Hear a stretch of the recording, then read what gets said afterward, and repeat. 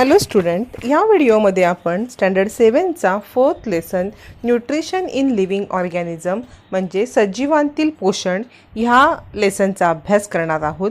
त्याच्यामध्ये सगळ्यात पहिलं बघूया nutrition.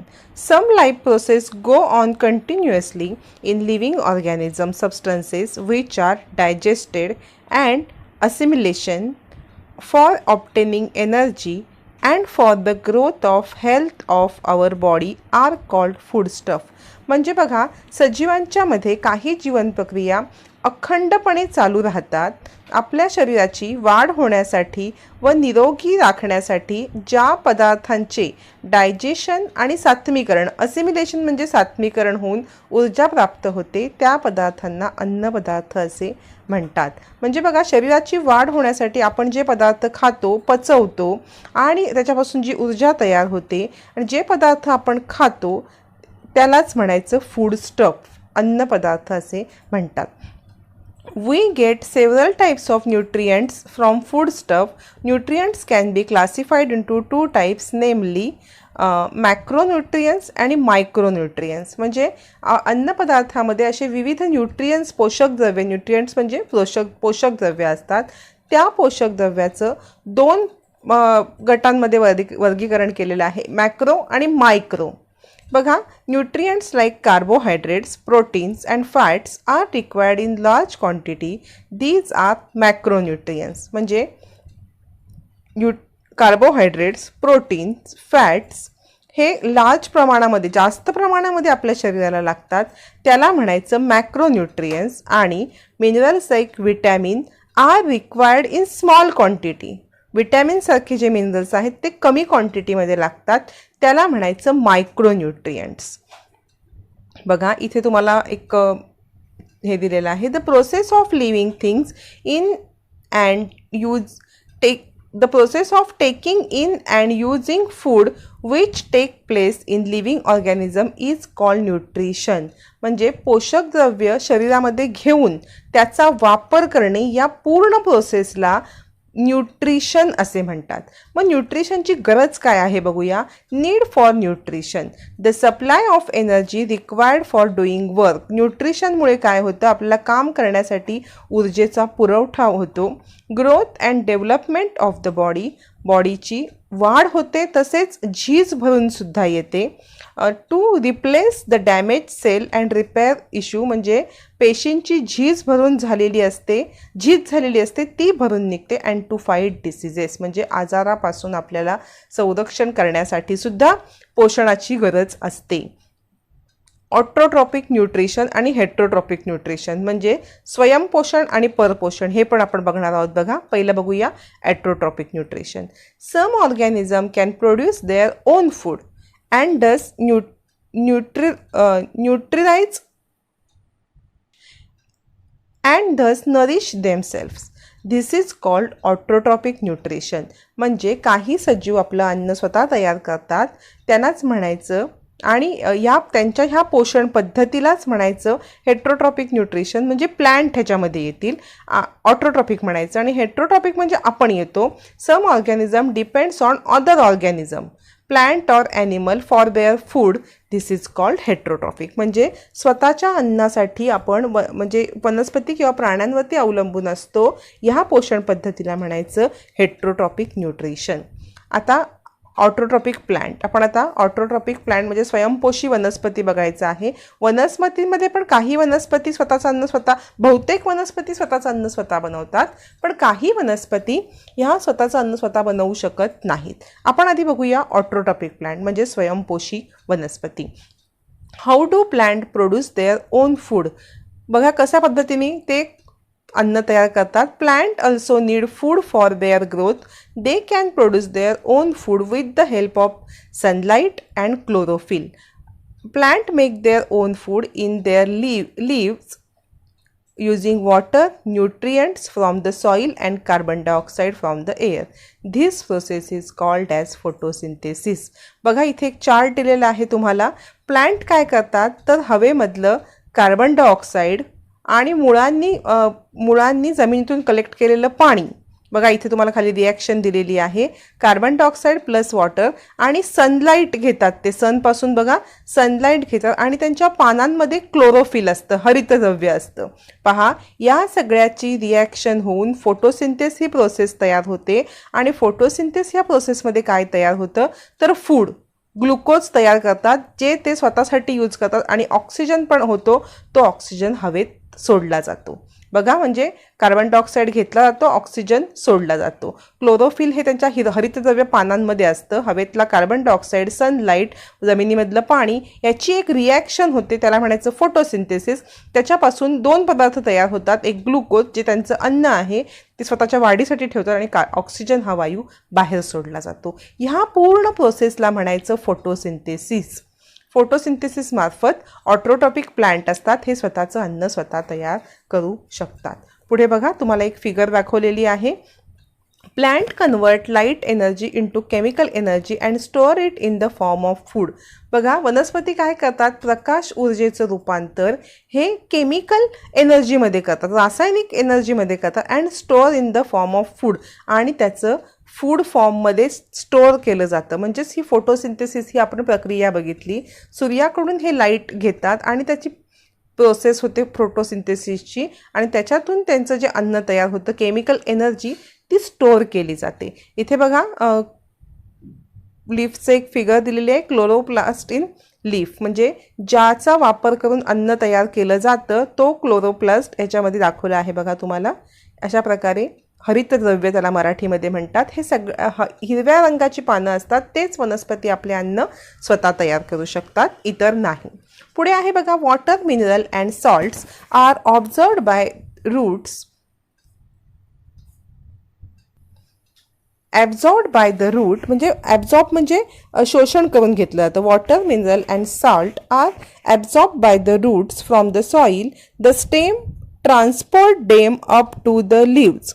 The leaves have microscopic opening called stomata through which they take in the carbon dioxide from the air. The chloroplast present in the leaf contain chlorophyll which absorbs sunlight, helping to convert carbon dioxide and water into food. Oxygen is given out in this process. आपण मगाशीच बघितलेलं आहे. काय करतात की जमिनीतून पाणी घेतलं जातं मुळांमार्फत, प्लॅन्टमधल्या प्राणांचं जे क्लोरोफिल असतं ते घेतलं जातं, हवेतील कार्बन डायऑक्साईड घेतला जातो आणि सनलाईट, अशी ह्याचं फोटोसिंथेसिस होऊन फूड स्टोअर केलं जातं आणि ऑक्सिजन आहे ते सोडलं जातं. हे मगाशीच आपण बघितलेलं आहे. पुढे आहे ट्रान्सपोर्ट सिस्टीम इन प्लॅन्ट. बघा, प्लॅन्टमध्ये कसं असतं, वनस्पतीतील वहन व्यवस्था कशी असते बघा, कुठून कसं अन्न त्यांना पोचतं, आपण त्याचा अभ्यास करणार आहोत. Take a pumpkin stem having 2-3 leaves, म्हणजे भोपळ्याचा वेल घ्यायचा आहे, 2-3 पानासकट एक तुकडा आपण काढून घ्यायचा आहे. Cut it under water with a sharp blade, म्हणजे पाण्याखाली धरून चाकूने तो कापायचा आहे. Take some water in a conical flask, 7-8 drop, add 7-8 drop of ink to it, put the pumpkin stem vertically in that flask, observe the change and takes place in it and discuss in the classroom. तुम्हाला काय सांगितले, भोपळ्याचा एक वेल घ्यायचा आहे आणि तो तुकडा कापायचा, त्याचा मोठं स्टेम असतं बघा भोपळ्याचं, आणि एका कोनिकल फ्लास्कमध्ये तुम्ही वॉटर घेऊन त्यात शाई टाकायची आणि त्यात तो पाण्याचा हे भोपळ्याचा वेलीचा तुकडा टाकायचा आहे आणि ऑब्झर्व करायचं आहे. काय होणार आहे माहिती आहे का, की तुम्ही जेव्हा बघाल तेव्हा भोपळ्याच्या त्या वेलीच्या मार्फत तो रंग, इंक असते ती त्या पानांपर्यंत पोचते. मग ती कशी पोचली तर भोपळ्याच्या वेलीमधून त्याचं ट्रान्सपोर्ट झालेलं आहे त्या इंकचं वरती पानांपर्यंत. The transport system of plant consists of xylem and phylum. Xylem transport mineral and water from the roots of all aerial part of the plant, and the phylum transport the food glucose from the leaves to the other part of the plant. म्हणजे बघा, झायलेम आहे, झायलम काय करतं तर ते xylem transport mineral and water from the root to all aerial part, म्हणजे xylem हे mineral आणि वॉटर हे रूटकडून घेऊन बाकी सगळ्या पार्टला पोचवतात आणि फायलम आहे हे काय करतं, फूड आहे ते लिव्हजपासून घेऊन बाकीच्या पार्टना पोचवतं. अशा प्रकारे ह्यांची ट्रान्सपोर्ट सिस्टीम चालू असते. Though the plants have a transport system they do not have a separate digestive or excretory system. म्हणजे त्यांना जरी ट्रान्सपोर्ट सिस्टीम असली तरी त्यांना वेगळी पचन संस्था किंवा उत्सर्जन संस्था ही नसते. बघा इथे तुम्हाला सेक्शन ऑफ लीफ दिलेलं आहे. याच्यात कसे छोटे छोटे सेक्शन केलेले आहेत. बघा इथे स्टेमचा सेक्शन आहे, त्याच्यामध्ये तुम्हाला हे ट्रान्सपोर्टचे कसे होतात हे समजेल. इथे बघा सेक्शन ऑफ रूट, प्रत्येकाचे हे दिलेले आहेत झायलेम आणि फायलम. बघा झायलेम हे ब्लू कलरनी आणि फायलम हे रेड कलरनी. इथे बघा लिव्समध्ये सुद्धा झायलम आणि फायलम आहेत. काय करतात ते रूट्सकडून स्टोअर केलेला पार्ट आहेत ते फायलम आहेत ते स्टोअर्ड केलेलं फूड बाकीच्यांना पोचवतात आणि झायलेम आहे हे प्लांट्स रूट्सकडून पाणी आणि मिनरल पानांपर्यंत पोचवतो. इथे पण बघा सेक्शन ऑफ स्टेममध्ये पण झायलम फायलम आहेत आणि इथे सुद्धा सेक्शन ऑफ रूटमध्ये सुद्धा झायलेम आणि फायलम आहेत. पुढे बघूया आपण. ही झाली transport system. Plant produce carbohydrates by the process of photosynthesis. Carbohydrates are made from hydrogen and oxygen. Proteins are made from carbon, hydrogen, oxygen and nitrogen. How do plants obtain the nitrogen necessary for the synthesis of proteins? म्हणजे बघा प्रकाश संश्लेषणामध्ये फोटोसिंथेसिसमध्ये काही produce carbohydrates by the process of photosynthesis. Carbohydrates तयार होतात आणि carbohydrates हे कशापासून बनलेले असतात, कार्बन, हायड्रोजन आणि ऑक्सिजन. कशापासून, कार्बन, हायड्रोजन, ऑक्सिजनपासून कार्बोहायड्रेट्स बनतात. आणि प्रोटीन्स कशापासून बनतात, proteins are made from carbon, hydrogen, oxygen आणि नायट्रोजन. एक नायट्रोजन एक्स्ट्रा आहे त्याच्यामध्ये, कशामध्ये, प्रोटीनसाठी. प्रोटीन बनण्यासाठी नायट्रोजन एक्स्ट्रा लागतो.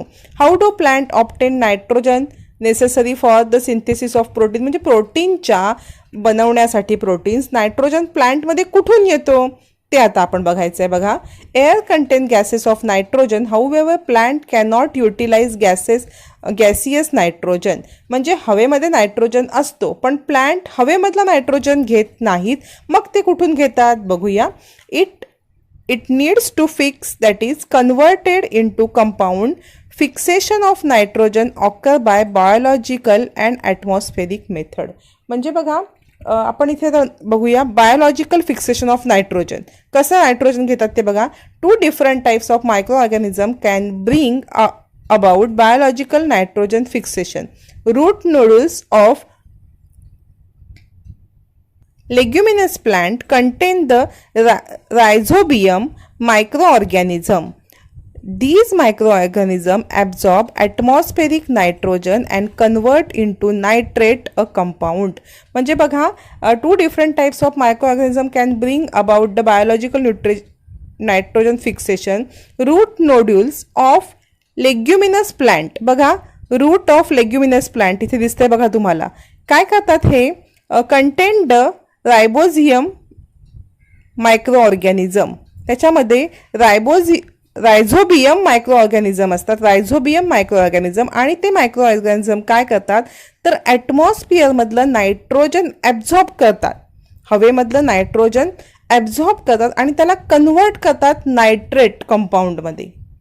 कोण करतं ह्याला कन्वर्ट, तर root nodules of leguminous plant, ज्याच्यावरती रायझोबियम. पहा, atmospheric fixation of nitrogen. Lightning, thunderbolts म्हणजे आकाशात जेव्हा वीज चमकते, occur in a rainy season. This cause atmospheric nitrogen and oxygen to react with each other to form nitric oxide. म्हणजे जेव्हा आकाशामध्ये विजा चमकतात तेव्हा नायट्रोजन आणि ऑक्सिजन हे एकत्र येऊन त्यापासून नायट्रिक ऑक्साईड तयार होतं आणि त्याचे पुढे बघू nitric oxide which is again oxidise to form the nitrogen dioxide. त्याचं परत ऑक्सिडेशन होतं आणि म्हणजे परत ते ऑक्सिजनसोबत एकत्र येऊन त्याचा नायट्रोजन डायऑक्साईड होतं. बघा नायट्रिक ऑक्साईड हे परत ऑक्सिजनसोबत त्याचं हे ऑक्सिडेशन होऊन नायट्रोजन डायऑक्साईड बनतं. तर nitrogen dioxide dissolve in rain वॉटरमध्ये तो मिक्स होतो nitrogen dioxide and it convert into nitric acid. Rain वॉटरमध्ये तो मिक्स झाल्यावरती त्याचं काय होतं, नायट्रिक ॲसिड होतं NHO3 which get added to soil. पाण्यासोबत ते कुठे होतं, जमिनीवरती येतं आणि त्याचं सॉईलमध्ये तो ॲड होतो. With the rain water plant use their nitrogen for their growth. आणि हेच नायट्रोजन जे पाण्यामध्ये मिक्स असतं ते प्लांट त्यांच्यासाठी वापरतात, ग्रोथसाठी वापरतात. अशा प्रकारे प्लांटला नायट्रोजन कुठून मिळतं हे आपण बघितलेलं आहे. प्लांट हवेतून डायरेक्ट नायट्रोजन घेत नाहीत. आपण 2 पद्धती बघितलेल्या आहेत नायट्रोजन कशा पद्धतीने वनस्पतींना मिळतं. ह्या व्हिडिओमध्ये आपण इथेच थांबूया.